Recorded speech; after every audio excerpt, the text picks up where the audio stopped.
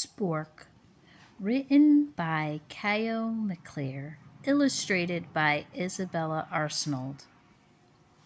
Spork was neither spoon nor fork, but a bit of both. He had a mom and a dad who both thought he was perfect just the way he was. But Spork stuck out. In his kitchen, forks were forks and spoons were spoons. Cutlery customs were followed closely. Mixing was uncommon. Naturally, there were rule breakers, knives who loved chopsticks, tongs who married forks. But such families were unusual. One day, after the billionth time he was asked, "What are you anyway?" and the zillionth time he was passed over when the table was being set, Spork sighed and thought, it must be easier to be a single thing, and he decided he'd try to pick just one thing to be. He thought he should start fixing his hat. He put on a bowler hat to look more spoonish, but the forks thought he was too round. Then he made a paper crown to look more forkish, but the spoons thought he was too pointy. Spork wondered if there were other lonely creatures out there with no matching kind, who never got chosen to be at the table.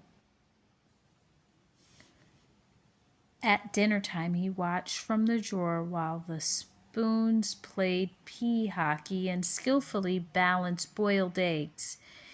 He sat off to the side while the forks raked fancy patterns in the mashed potatoes and twirled noodles around in complicated circles like rhythmic gymnasts.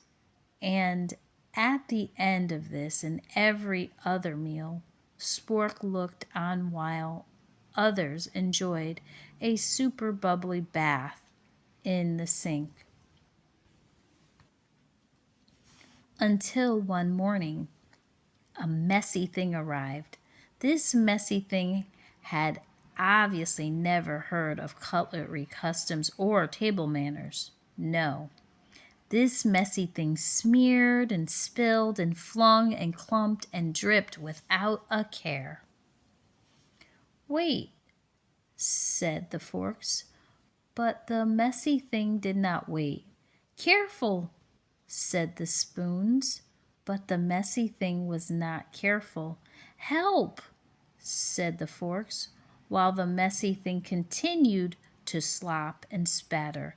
"Quick," said the spoons. Now a fork may be good for poking and picking, and a spoon may be fine for scooping and stirring, but this messy thing, with its slurpy and clumsily half-finished food bits, needed something else, something that could do all sorts of things at once, something flexible and easy to hold, something that was neither spoon nor fork, but a bit of both.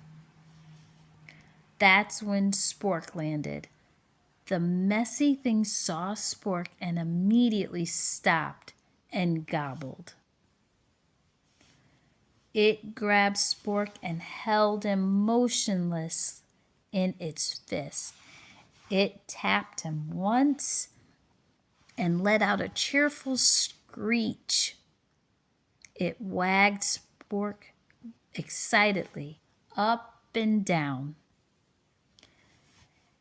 And that's how Spork finally and happily found his way to the table.